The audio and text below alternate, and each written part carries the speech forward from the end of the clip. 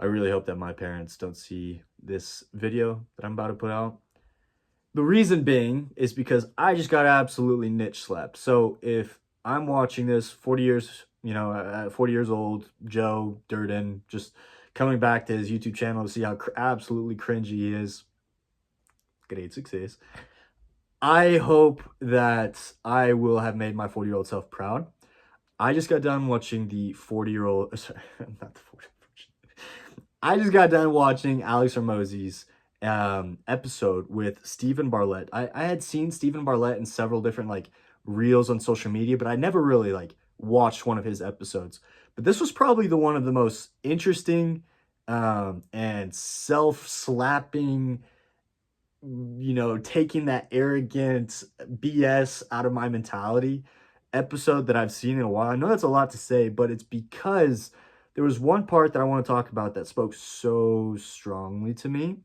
And he talks about this concept, obviously, that it maybe many of you guys have watched it or seen it before with Alex Hormozi on his episodes, but he talks about the cycle of an entrepreneur. And I'll put a video, like a little picture on the screen, that way you guys can see it, and link you as well to the video where he describes this. But the thing that spoke to me the most is how he talks about how like every big brand that we know has been around for decades, right? And he talks about how like if you are wanting to be an entrepreneur and you want to actually create something, the biggest thing that happens in the cycle is like you have, that uninformed optimism, boom, it goes up, and then all of a sudden, boom, you have informed pessimism. And that's when typically entrepreneurs drop out. And that's when they go to a new venture. And I feel like I have been doing that probably for the last 2 or 3 years. And so the reason that this spoke to me so hard is because he talks about the concept of splitting energy. And I know many of you guys probably smarter than me. I'm not the brightest tool in the shed. Not how you say it. That's okay. But point proven. So, but the reason that it spoke to me is because I have had the most, it's very kind of against the flow mentality of university, of going to college, which is I want to go to university to enjoy experiences. So, such as like studying abroad, I've been able to do a lot of that, luckily. I've been able to meet amazing individuals. I've been able to take classes that I really want to like take and learn as much as possible. I think it's been super valuable to me. And I go to a really, really cheap but good university, which has also been a major blessing. But at the same time, uh, especially this last week, I've just felt like I am spending so much time in classes and projects and splitting my energy between probably 20 different things at this point, where I can probably only put a good 1 to 2 hours in like good hours. I'm talking about like focused energies there. My mental, like my brain is actually working and is trying to move the business forward a day. And that is not good. It's really not good. And the reason being is because I feel like a lot of times people say C's get degrees, but it's also like, well, I don't want to get C's because it's also like this arrogant thought in my head that I need to keep A's, which is also not real. It's a made up system. But the thing that I really want to focus on is I need to stay focused in what's going to move me along in life.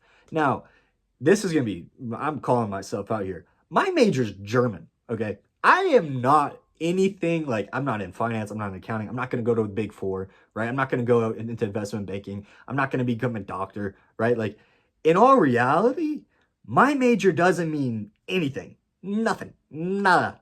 Absolutamente nada, right? And so, like, my thing that I have just been struggling with is why am I putting myself in this weird hamster wheel of I should keep going and keep trying to graduate with a degree that means absolutely nothing, won't get me anywhere in a career because who looks at a German major to get into, I don't know, business, right? And by the way, in my defense, before anybody blows me up in the comments, the reason I've chose German is because it's been able to give me a lot of scholarship money to do study abroads. That's the reason. So, and that was important to me, and I'm really glad I did. But now it's kind of like, to what end, right? Why am I going to continue pushing myself in this journey, right? when it doesn't make any sense for my future. And it does, like, it really is just another year-ish that I would have to keep going in order to graduate, which is another year that I could put into my business. Um, and so I love this, what he says. Alex Hormozi said this. He said, in order for something to exist, the co-founder must stay focused. And he says, commitment is the elimination of alternatives. That hit me because I know for dang sure I have consistently not done, I've consistently accepted all these random tasks and things that I have to do because I put that on myself to make other people's, to fulfill other people's idea of what I need to do for them in order for them to be. So people pleasing. And that's not how it should be. And so when I heard this, I was like, mother, I did not have myself YouTube. It's so interesting. And then he called out the sense of arrogance that I myself have, and that I would assume many do, which is you have a higher probability of being successful by doing one thing. And this fallacy of, if I do multiple things, put my eggs in all these different baskets, then I can be more successful. And it's like, are you really? Really though? It's arrogant to think that we, by investing in 5 or 6 different things, will be able to, split our energy into all those different things, and one of those will blow up, right? Or whatever, and that our competitors aren't going to beat us. But it's like, he said this, the competitor that's putting all of their energy into one thing, that's the person who's going to win. And so this time period of 25 to 40, I should just be focusing on assimilating all my skill sets in this one area and just absolutely become the best. He talked about the 3 Ps, which are basically like like if you have a strong pain, understanding of the pain, right? And I feel like the business that I am currently pursuing is I'm trying to solve the pain for my dad, because, and the second P is passion, because my passion is helping my family. I feel like a lot of people here would say the same thing. They want to help their family. They want their family to be successful. And so that's my passion. And so this idea that I am pushing off my passion and splitting my energy into all this bullshit is interesting.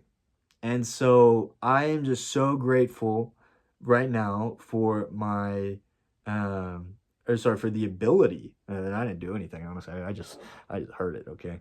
For the ability to have heard this message. And I hope that when I watch this video again in 40 years, I will have decided to move forward.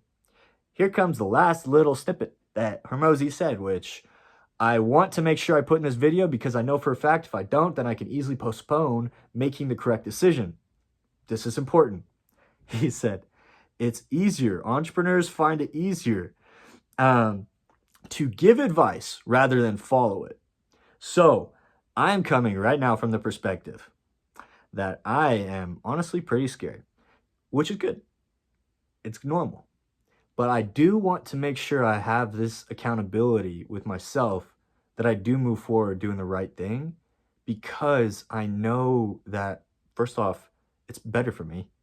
And second off, it's honestly quite logical. Because he says that, we need to we need to go against all instincts and emotions.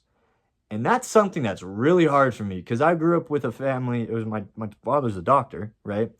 And my dad and granddad and the people that I really want to make proud, they are all people that are very traditional. And so now I need to make sure that I overcome this idea of pleasing others so that I am okay emotionally. And so obviously Alex Hormozi is not going to watch this video, right? Or Stephen Brother, But I will say, if they ever do, one day, thank you, because I need to make some decisions. And I appreciate you guys making these explanations so clear, making it so simple to understand, because that, I feel it shows is a sign of a great teacher. So I know you guys don't like, you guys are very humble, and that's why I really appreciate you guys. But the fact that you guys are so clear with your explanations, um, it makes the world of a difference. And so I appreciate it. And we'll be checking back in a couple weeks. Wish me luck.